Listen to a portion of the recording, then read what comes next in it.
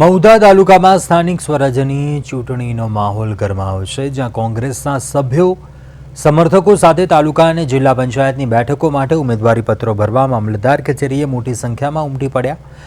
આ ચૂંટણીમાં મહુધા તાલુકામાં તાલુકા પંચાયતની 18, જિલ્લા પંચાયતની 3 બેઠકો પર ત્રિપાંખીયો જંગ જામશે, જેમાં ભાજપ, કોંગ્રેસ અને અપક્ષ વચ્ચે સીધી સ્પર્ધા જોવા મળશે।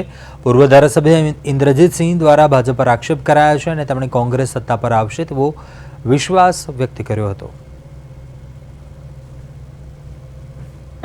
ઠાસરા તાલુકાની અંદર કોંગ્રેસ જિલ્લા પંચાયતના ફોર્મ ભરવા માટે અમે આવ્યા છીએ અને 5 ફોર્મ આજ અને કાલ સુધીમાં ભરી દેવાના છે અને એ ફોર્મ ભરી અને કોંગ્રેસના પ્રચારમાં લાગી જવાના છે અને અમે પોતે કોંગ્રેસના પ્રચારમાં લાગી અને જંગી બહુમતીથી જીતશું એવો અમારો દાવો છે।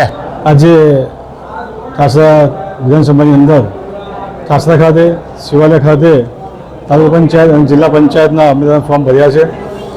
ગયા વર્ષે જેમ અમે ઇલેક્શન લડ્યા હતા તાલુકા પંચાયત જિલ્લા પંચાયતનું, એની અંદર 9માંથી 8 સીટો અમે જિલ્લા પંચાયત લાવ્યા હતા।